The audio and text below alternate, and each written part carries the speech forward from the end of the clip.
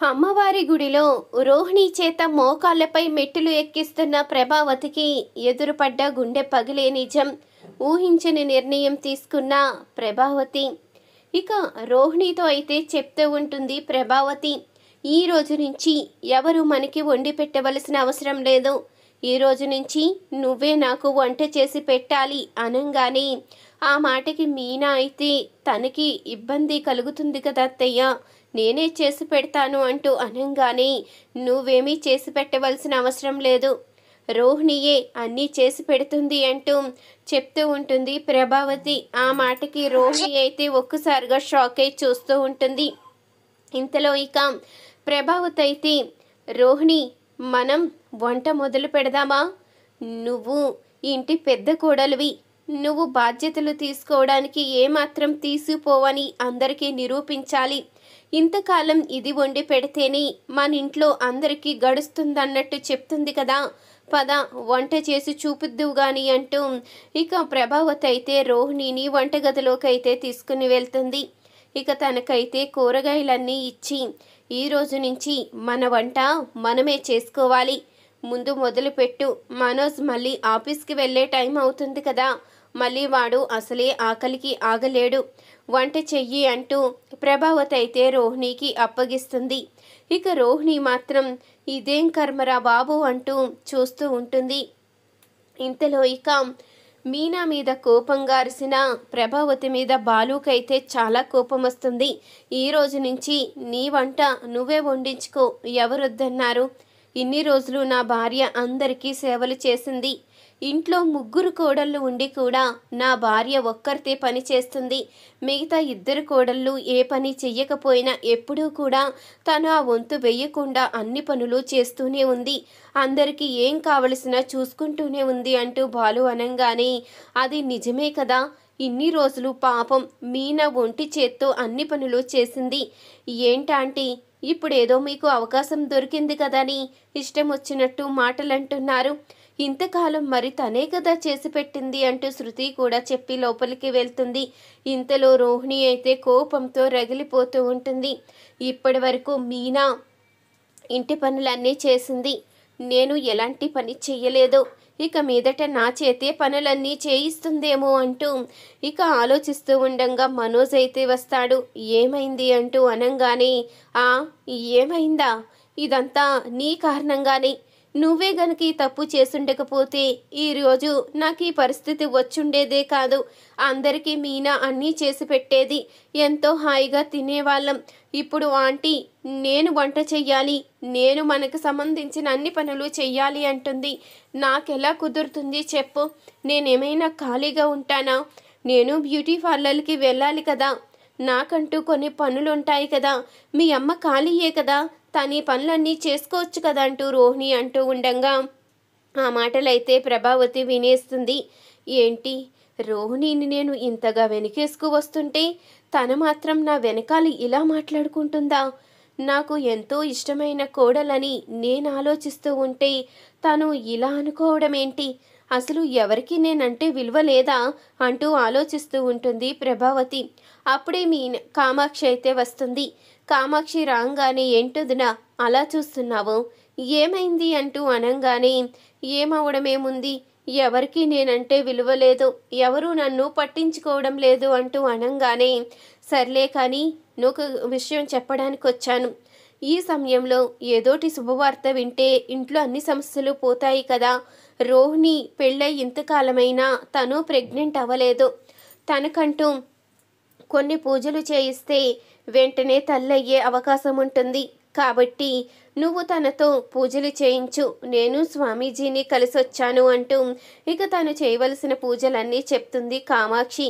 అప్పుడే ఇక రోహిణినైతే గుడికి తీసుకువస్తుంది ప్రభావతి. అమ్మా రోహిణి, పెళ్ళై ఇంతకాలమైనా నీకు ఇంకా పిల్లలు పుట్టలేదు కదమ్మా, ఇంటి పెద్ద కోడలివి కదా, నువ్వే మొదటి సంతానాన్ని ఇవ్వాలి, నువ్వే ఇంటికి వారసునివ్వాలి, ఇప్పుడు గనక ఈ సమయంలో శుభవార్త వింటే ఖచ్చితంగా ఇంట్లో ఉన్న సమస్యలన్నీ పోతాయి. ఈ సంతోషంలో మీ మామయ్య కూడా నన్ను క్షమిస్తారు. పూజలు మొదలెట్టు అంటూ ఇక రోహిణి చేతైతే పూజలు మొదలు పెట్టేస్తుంది ప్రభావతి. అప్పుడే ఇక రోహిణి అయితే తప్పనిసరి పరిస్థితిలో ప్రభావతి మాట కాదనలేక పొర్లి దండాలైతే పెడుతూ ఉంటుంది.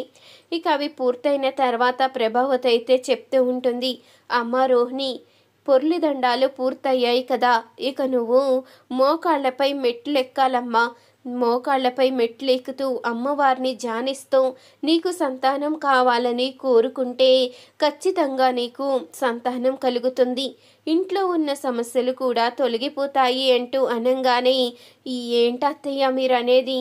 నేను మోకాళ్ళపై మెట్లు ఎక్కితే నాకు సంతానం కలగడం కాదు, ఏకంగా నా మోకాలు చిప్పలే ఎగిరిపోయి కుంటిదాన్నై వీల్చైర్ కుర్చీలో కూర్చోవలసి వస్తుంది. నేనా పని చెయ్యలేను అంటూ అనంగానే, ఏంటమ్మాయి, నీ గురించే కదా ఇన్ని చేస్తుంది, మరి నువ్వేంటి ఏమీ చెయ్యలేను అంటున్నావు? అయినా మా వదినికి ఇలాగే ఉండాలి, నువ్వు ముద్దులు కోడలవని నెత్తిన పెట్టుకుంటూ ఉంటుంది కదా, ఖచ్చితంగా నువ్వు ఇలాగే తనకి అర్థమయ్యేలా చేస్తూ ఉండాలి. అప్పుడే తనకి ఎవరేంటో అర్థమవుతుంది. లేకపోతే మీనా ఎంతగా చేస్తున్నా తనకంటూ ఒక విలువ ఇవ్వకుండా ఇన్ని రోజులు ఎన్నో మాటలు అంది. నిన్ను శృతిని మాత్రం నెత్తిన పెట్టుకుంటుంది. ఎందుకంటే మీరు డబ్బున్న కోడళ్ళు, తను పాపం పేదింటి నుంచి వచ్చిన అమ్మాయి కదా, అందుకే తనని పట్టించుకోదు.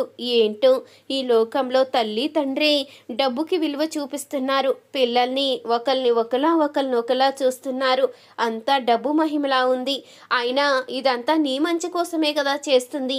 మీ అత్తగారు చెప్పినట్టు చెయ్యి, నీకు సంతానం కలుగుతుంది కదా, ఎన్ని రోజులని పిల్లా పీచు లేకుండా ఉంటావు అంటూ కామాక్షి అయితే చెప్పంగానే, అమ్మో ఈవిడ పురాణం వినే కన్నా అదేదో మెట్లు ఎక్కితేనే సరిపోతుందేమో అంటూ సరే అత్తయ్య ఎక్కుతాను అంటూ చెప్తూ ఉంటుంది రోహిణి అయితే. ఇక ప్రభావతి అయితే రోహిణి చేత మోకాళ్ళపై మెట్లయితే ఎక్కిస్తూ ఉంటుంది. ఇక చాలా బాధపడుతూ ఇబ్బంది పడుతూ రోహిణి అయితే మెట్లెక్కి పైకి వస్తూ ఉండగా ఇంతలో అదైతే పూజారి గారు చూస్తారు. ఇక ప్రభావతిని అయితే పిలిచి, ఏంటమ్మా ఇదంతా? అసలు మొదటి సంతానం కోసం ఇదంతా చేస్తారు. మొదటిసారి పిల్లలు పుట్టకపోతే భయపడి పిల్లలు ఇక ఈ జన్మలో కలగరా ఏంట అన్నట్టు బాధతో ఈ వ్రతాలన్నీ చేస్తూ ఉంటారు. కానీ మీ కోడలికి ఆల్రెడీ అబ్బాయి ఉన్నాడు కదమ్మా, ఇంకెందుకు ఈ వ్రతాలు చేయిస్తున్నారు? ఈ రోజే పాపం పుట్టినరోజు అంటూ గుడికి వచ్చి దర్శనం కూడా చేసుకుని వెళ్ళాడు, వాళ్ళమ్మమ్మతో కలిసి వచ్చాడు అంటూ అనంగానే, ఏంటి పూజారి గారు మీరు అనేది? నా కోడలికి పిల్లోడు పుట్టడం ఏంటి, వాడు పుట్టినరోజేంటి అంటూ అనంగానే, ఏంటమ్మా ఏమీ తెలియనట్టు మాట్లాడుతున్నావు? నీ మనవడి గురించి నీకే తెలీదా? ఒకసారి ఇలా చూడమ్మా, వాడు ఎంత ముద్దుగా ఉంటాడో, వాడంటే నాకు చాలా ఇష్టమమ్మా, అందుకనే వాడిని ఒక ఫోటో కూడా తీశాను, ఇంకో వాళ్ళ అమ్మమ్మ గారు అంటూ ఇక వాళ్ళిద్దరినీ చూపించేసరికి ప్రభావతి అయితే ఒక్కసారిగా షాక్ అవుతుంది. ఈవిడ వాళ్ళ అమ్మగారంటూ అనంగానే, అదేంటమ్మా మీ వియ్యపురాలు కూడా నీకు తెలీదా? రోహిణి ఆవిడ కన్న కూతురే అంటూ చెప్పంగానే ఇక ప్రభావతి అయితే ఒక్కసారిగా షాక్ అవుతుంది. ఇక రోహిణి అంటూ కోపంగా వచ్చి నిలదీసేసరికి తప్పనిసరి పరిస్థితిలో నిజాన్నైతే బయట పెడుతుంది రోహిణి. అప్పుడే ఇక కోపంగా రోహిణినైతే ఇంటికి తీసుకువచ్చి, ఇన్ని రోజులు నిన్ను నెత్తిన పెట్టుకున్నాను, నువ్వు నా పెద్ద కోడలుగా కాదు ఒక కన్న కూతురులా చూశాను, నువ్వు ఎంతో ధనవంతురాలు అని కాలు కింద పెడితే కందిపోతుందేమో అన్నట్టు ఏ పని చెయ్యకుండా నిన్ను ఎంతో ప్రేమగా చూసుకున్నాను, కానీ నువ్వు ఇంత మోసగత్తవని అనుకోలేదు, నువ్వు ఇంట్లో ఉండడానికే వీల్లేదు, ఈ రోజు నుంచి నీకు ఇంటికి ఎలాంటి సంబంధం లేదు అంటూ ప్రభావతి అయితే రోహిణిని బయటికి గెంటేయబోతూ ఉండగా అప్పుడే బాలు అయితే అడ్డుకుంటాడు. ఏంటి ఇప్పుడు ధనవంతురాలు కాదు అని బయటికి గెంటేస్తున్నావా?